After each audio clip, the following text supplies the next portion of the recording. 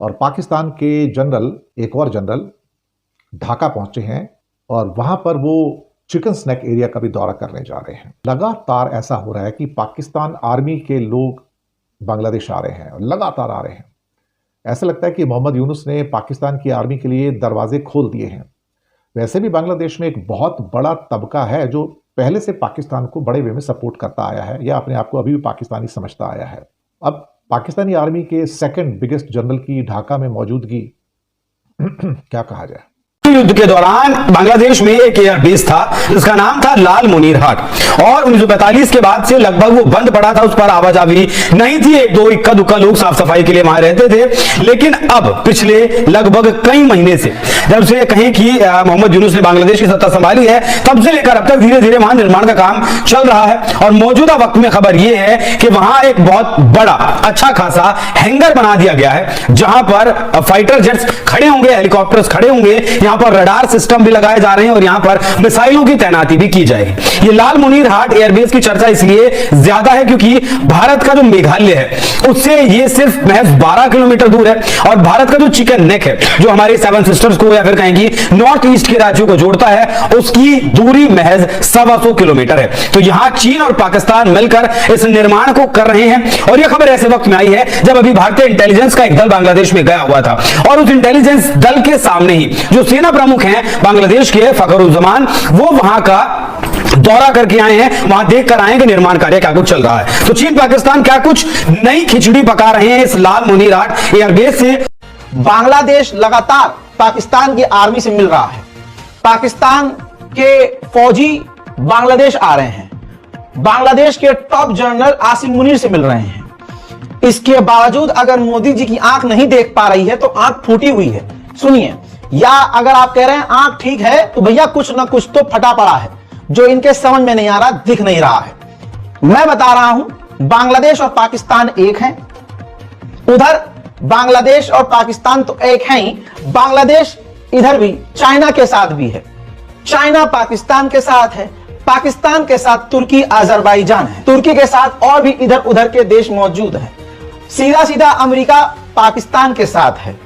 अब बताओ लाल आंख कहां गई, कहां गई लाल आंख? बांग्लादेश जैसे देश भी हमको जब आंखें दिखाएं तो बाबू 56 इंच का सीना नहीं, 56 इंच का, अरे मतलब 56 इंच का पीठ हो गया है, समझे? उसी विषय पर चर्चा करेंगे। मेरे साथ मौजूद हैं निपुण आलम बयान जी। सर बहुत स्वागत आपका। ये लाल मुनीर हाट का जो एयरबेस है वो भारत, बांग्लादेश, चीन, पाकिस्तान के लिए पहले तो ये बताइए कि कितना मतलब जरूरी कितना है, किसके लिए कितना खतरा पैदा कर सकता है और किसके लिए कितना जरूरी है? देखिए, भारत के लिए ये बहुत ही चिंता का विषय होना चाहिए और मुझे पूरा विश्वास है कि भारत सरकार इस पर सोच भी रही, विचार भी कर रही होगी कि आखिर ये इस समय आकर क्यों डेवलप किया जा रहा है। हम देखें तो 20 किलोमीटर की डिस्टेंस पर है हमारा जो सिलीगुड़ी कॉरिडोर हम लोग बोलते हैं, वहां से 20 किलोमीटर की दूरी पर ये है। यानी कि मिनट भर की देरी होगी कि कुछ भी वहां से क्या हो सकता है, आपका नुकसान पहुंचाया जा सकता है सिलीगुड़ी कॉरिडोर को। और सिलीगुड़ी कॉरिडोर को हम लोग अपनी भाषा में उसको चिकन नेक भी बोलते हैं, ठीक है। मतलब अगर उस चिकन नेक को काट दिया जाए तो पूरा हमारा नॉर्थ ईस्ट जो है उनसे अलग हो सकता है। तो अब आप इससे अंदाजा लगाइए कि ये कितना महत्वपूर्ण और कितना इंपॉर्टेंट भारत के। पाकिस्तान के जनरल, एक और जनरल ढाका पहुंचे हैं और वहां पर वो चिकन स्नैक एरिया का भी दौरा करने जा रहे हैं। आजकल ढाका और इस्लामाबाद में कुछ प्यार बहुत बढ़ रहा है जब से यूनुस साहब आए हैं। चलिए, अच्छी बात है। तो आज पहले इसी के ऊपर बातचीत कर लेते हैं। पाकिस्तान के joint chief of staff committee chairman general Sahir Shamshad Mirza 24 अक्टूबर की रात को ढाका पहुंचे हैं। 6 लोग उनके साथ में हैं और ये लगातार ऐसा हो रहा है कि पाकिस्तान आर्मी के लोग बांग्लादेश आ रहे हैं और लगातार आ रहे हैं। ऐसा लगता है कि मोहम्मद यूनुस ने पाकिस्तान की आर्मी के लिए दरवाजे खोल दिए हैं। वैसे भी बांग्लादेश में एक बहुत बड़ा तबका है जो पहले से पाकिस्तान को बड़े वे में सपोर्ट करता आया है या अपने आप को अभी भी पाकिस्तानी समझता आया है। अब पाकिस्तानी आर्मी के सेकंड बिगेस्ट जनरल की ढाका में मौजूदगी क्या कहा जाए। चिकन स्नैक का दौरा करेंगे सिलीगुड़ी कॉरिडोर, जो कि भारत और नेपाल के बीच में है और बांग्लादेश के बीच में, आप कह सकते हो, यानी इनके बीच में सैंडविच हम लोग हैं। तो जो 6 लोग इनके साथ में आए हैं टीम में, वो दरअसल वहाँ पर क्या क्या करने जा रहे हैं। तो बांग्लादेश का एक न्यूज़पेपर है ब्लिट्स, उसने इस यात्रा को लेके एक थोड़ा खुलासा किया है कि वो अपनी इस जर्नी में चिकन स्नैक के जो इंडिया का बॉर्डर का एरिया वहाँ भी जाएंगे।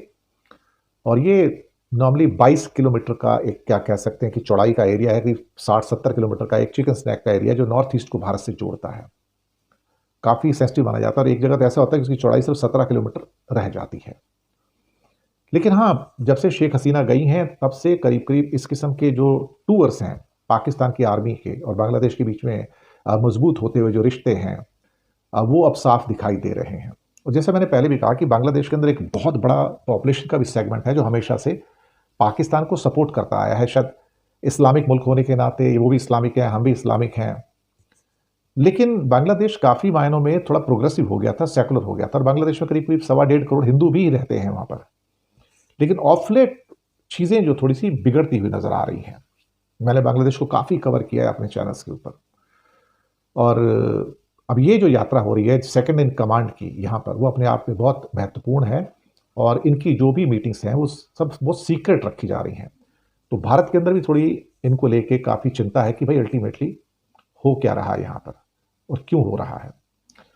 दूसरा, अभी हमास के ऊपर एक बार फिर से इजराइल के जो हमले हैं बढ़ चुके हैं। कोई भी दिन नहीं जा रहा है कि जब इजराइल हमला नहीं कर रहा है किसी न किसी ठिकाने पे, कहीं ना कहीं। हालांकि अधिकतर हिस्सा तो इस टाइम गजा का ऐसा है जो बिल्कुल मिट्टी हो चुका है, कुछ बचा ही नहीं वहाँ पर। सिर्फ रबल्स के अलावा या टूटी हुई इमारतों के अलावा वहाँ पर कुछ नज़र नहीं आता है। और अभी जो लेटेस्ट हुआ है उसमें इजराइल ने एक नुसरत एरिया में ड्रोन से कार पर हमला किया, और क्या था उस कार में तो पता नहीं, लेकिन कहा कि उसमें इस्लामिक जिहाद के मेंबर्स जो थे वो ट्रैवल कर रहे थे और उनके ऊपर ये हमला किया गया है। अब इससे पहले भी कुछ दिनों के अंदर जो हमले किए गए उसमें 100 से ज़्यादा पैलेस्टीनियन की मौत हो चुकी है, और ये तब है कि जबकि हॉस्टेजेस भी रिलीज़ किए जा चुके हैं। लेकिन हमास का फिर से निकल के आना, और हमास ने भी करीब करीब 50-60 लोगों को एग्जीक्यूट कर दिया एक्चुअली, वो एक बहुत बड़ा एक वरिंग फैक्टर निकल के आया वहाँ से कि भाई अल्टीमेटली अगर फिर से पूरा गजा हमास के पास ही जा रहा है और हमास ही उसको कंट्रोल करेगा तो फिर दिक्कत है।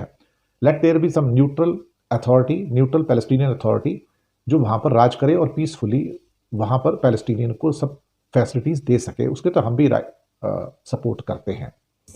लेकिन अभी जो राइटर्स की जो रिपोर्ट आई है, जिन्होंने एक ड्रोन के द्वारा कार पर हमला हुआ है, उसका भी पुष्टि की है उन्होंने। और लेकिन चीज़ें मुझे लगता है कि धीरे धीरे फिर से बिगड़ रही हैं, चीज़ें बन नहीं रही हैं।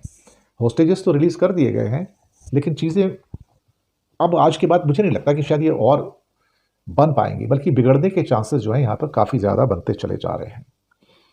इसके बाद ट्रंप साहब का गुस्सा अब कनाडा पे निकला है। क्यों निकला साहब अल्टीमेटली वो भी बताना ज़रूरी है। 10% का एक्स्ट्रा टैरिफ लगा दिया गया। क्यों भैया? कनाडा ने एक एडवर्टाइजमेंट निकाला कनाडा के ओंटारियो प्रोविंस में, जिसमें अमेरिकन प्रेसिडेंट रोनाल्ड रीगन को दिखाया गया था, और ये एडवर्टाइजमेंट एंटी टैरिफ का एक हिस्सा था। अब इसको देख के ट्रंप साहब ने बताया कि ये जो एडवर्टाइजमेंट है धोखाधड़ी है, और कनाडा के ऑफिशियल्स का कंडेम किया कि आप ये कर क्या रहे हो, आप गलत बयानी कर रहे हो, गलत जो फैक्ट्स हैं गलत ढंग से उनको पेश कर रहे हो, और ये मुझे मंजूर नहीं है। तो ट्रंप ने पिछले थर्सडे को कनाडा के साथ जो अपनी ट्रेड वार्ता थी उससे अलग कर लिया, और हालांकि इसके बाद ओंटारियो के जो प्रीमियर थे उनका कहना था कि हम ये जो एडवर्टाइजमेंट उसको हटा देंगे, जबकि कनाडा G7 का नेशन है साहब, कोई मजाक बात तो है नहीं, 5 आइज का भी मेंबर है। अमेरिका पहले ही 35% का टैरिफ से लगा चुका था कनाडा के ऊपर। इसके अलावा मेटल्स पर 50% और ऑटोमोबाइल पर 25% था, और अब 10% और हो गया है। लीजिए साहब, कुछ ना कुछ तो हो रहा है। तो ये सारी की सारी जो चीज़ें निकल कर आ रही हैं ये परेशान करने वाली हैं। ये परेशानी किसके लिए होगी, किसके सामान के ऊपर ज़्यादा टैक्स लगने से किसको नुकसान होगा, ये तो एक अलग बात है। नुकसान तो कनाडा का भी होगा, नुकसान अमेरिका का भी होगा। पर कहीं ना कहीं लगता है कि ट्रंप साहब की जो एक आदत है, वो मार्क कार्नी के साथ भी उन्होंने उनको ट्रूडो समझने की कोशिश की और कहा कि 51st स्टेट है, आके उन्होंने पहले कहा था। पर अब जो भी है, जैसा भी है, गुस्से में तो आ गए। पर एक बात कंक्लूसिवली प्रूव हो रही है, पिछले हमने 10 महीने से देखा है, अब अक्टूबर महीना चल रहा है, कि जो भी आदमी, जो भी हेड ऑफ स्टेट या कोई राष्ट्र अध्यक्ष ट्रंप को इरिटेट करेगा, वो मारा जाएगा। ट्रंप को छोड़ते नहीं है, ये बात तो बिल्कुल पक्की हो गई है। और Trump is not going to spare even Canada, किसी को स्पेयर नहीं करेंगे। वो गांठ बांध लेते हैं, उनको गुस्सा इतना है कि सोच रहे ये करना है तो करना है। ये पैटर्न बड़ा स्पष्ट है, चाहे वो उसके अगेंस्ट में या भारत के अगेंस्ट में या मोदी के अगेंस्ट में है। क्लियर पैटर्न एकदम से, कोई उसमें अस्पष्टता नहीं है, कोई कंफ्यूजन नहीं है उसके अंदर। चिकन नेक का दूरी है सर 135 किलोमीटर यहाँ से, और जो मेघालय की जो सीमा लगती है बॉर्डर से, वो है 12 किलोमीटर। हाँ, मैं बात कर रहा हूँ कि मेघालय से मतलब भारत की सीमा से जो हमारा हम देखें पश्चिम बंगाल में जो कूच बिहार जिला है, वहां से देखें तो 20 किलोमीटर की दूरी पर है। और मैं सिलीगुड़ी रोड बोल दिया था, मतलब भारत की सीमाओं से इसकी जो दूरी है वो मात्र 20 किलोमीटर दूरी है। ठीक है, तो इतना बेस के आपके नजदीक होना, ये कहीं ना कहीं क्या है, आपके लिए बड़ा चिंता का विषय है। अब आइए आगे और बड़ा खुलासा। 56 इंच का कितना मोदी जी का है ऐसे पीठ, देखिए पूरी पीठ दिखाई जा रही है, चिकन नेक के करीब। रिपोर्ट आपकी स्क्रीन पर देखिए, मैप लगा रहा हूं, ये देखिए लिखा हुआ है सर्कल के अंदर, बांग्लादेश के बेहद करीब है ना। लाल मोनिरहाट एयरबेस है बांग्लादेश में, बिल्कुल चिकन नेक के पास है। बांग्लादेश अपने उस एयरबेस को बड़े लेवल पर खतरनाक तरीके से अपग्रेड कर रहा है, हमारे सिलीगुड़ी कॉरिडोर के पास, बिल्कुल करीब, और वहां पर बड़े हैंगर बना रहा है। अब वजह क्या है? वजह यह है कि चाइना का बड़ा जहाज, खतरनाक जहाज, चाइना के जो एडवांस जहाज हैं, एडवांस हेलीकॉप्टर और फाइटर जेट, चाइना तैयारी कर रहा है। और देखिए क्या था, 1931 का बना हुआ ये आपका एयरबेस है, 1931 का। और आप देखिए 1971 में जब पाकिस्तान की सेना की बात करें तो इसमें कुछ समय के लिए इसका इस्तेमाल भी किया था, यूज भी किया था 1971 में, लेकिन उसके बाद से इसका कोई ज्यादा खास इस्तेमाल नहीं किया गया। अब बात आ रही है कि एकदम यकायक इसको डेवलप करने की बात, और चीन कह रहा है कि इसको डेवलप करेंगे, और डेवलप करने में यहाँ पर पोस्टिंग करने की बात, जो बांग्लादेश को 16 तीन JF-17 दिए गए हैं। JF-17 16 मतलब देने की बात चल रही है, जो खरीदने की बात चल रही है, उनको यहाँ पर डिप्लॉयड करने की बात भी है कि यहाँ पर कहीं ना कहीं डिप्लॉयड हो सकता है।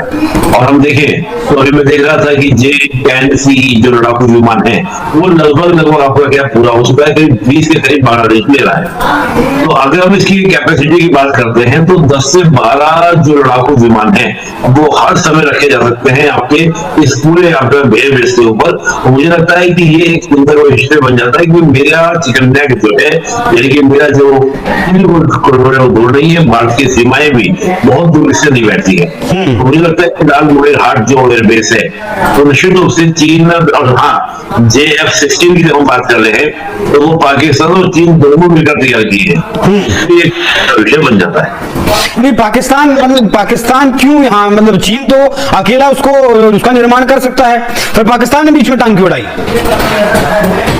देखिए पाकिस्तान की बीच में टांग निकल, पाकिस्तान तो 1971 में ही हुआ है ना तक। अच्छा, वो अभी बाहर ही निकल पाया, वो बाहर ही निकल पाया। वो तो अभी तक ही ये सोचता है कि कैसे भी कर हम क्या करें, कि भारत के टुकड़े करा दें। आप सोचिए 1971 में नारा लगवाया जाना, जो पाकिस्तानी सैनिक हमने बंदे बनाए थे उनके वो लेकर गया कहां पर, आपका पाकिस्तान में, तो नारा लगाता है, वो क्या नारा लगाता है, भारत तेरे टुकड़े में सैनिकों से। और इंशाल्लाह ये नारा हमने 1972 में पाकिस्तान के अंदर सुना था पहली बार। आज जो JNU में भी रखता है। हाँ, मतलब जो आपने सुना कि हमारे यहाँ भी कई बार इस प्रकार के नारे सुनने को मिल जाते हैं, वो नारा 1972 में पहली बार पाकिस्तान में लगा, और 1972 में, और तब पाकिस्तान ने पॉलिसी बनाई कि ब्लेड इंडिया विद 1000 कट, हम भारत का खून बहाएंगे, उसको 1000 कट देकर 1000 बार उस पर अटैक करेंगे, तो निश्चित रूप से भारत क्या होगा, आपका टूट जाएगा, बिखर जाएगा। ये बताइए कि जो पूर्वोत्तर के राज्यों में हमारा ब्रह्मोस का जो सेंटर है, उसके लिए कितना बड़ा खतरा है, या फिर जब इतने नजदीक भारत की सीमा के आ जाएगा, ये चीन आ जाएगा, आपका पाकिस्तान आ जाएगा, तो हमारा जो रडार सिस्टम है, या फिर हमारे प्लेन्स कहीं से भी टेक ऑफ करेंगे, वो तो हर इंटेलिजेंस उनके पास होगी फिर। बिल्कुल इंटेलिजेंस के लिए भी खतरा है। देखिए एक कैपिटल प्रेशर आपका हर समय किसी भी देश पर, देखिए आप एकदम बिल्कुल कैमरे के हम लोग कोई प्लेन को ऊपर लेके गए तो वो तो हमारे वैसे भी सारे एयरबेस को हमारे क्या कर सकते हैं, देख सकते हैं। चिकन नेक के पास JF-17 लैंड करने लगे। बांग्लादेश की एयरबेस पाकिस्तान के हवाले। भारत में क्राइम मच गया। पता नहीं था कि पाकिस्तान हमारे इतने करीब पहुंच जाएगा। भारतीय रोने लगे। ISI कमांडर बांग्लादेश के रास्ते भारतीय बॉर्डर पर पहुंच गए। भारत चारों तरफ से फंस गया। तजियाकार की बड़ी वार्निंग। आज के लिए इतने। मज़ीद अगर इस तरह की रिएक्शन वीडियो देखनी है तो हमारे चैनल आदि न्यूज़ को सब्सक्राइब कर लीजिएगा। वीडियो पसंद आई तो वीडियो को लाइक और दोस्तों के साथ शेयर ज़रूर कर लीजिएगा।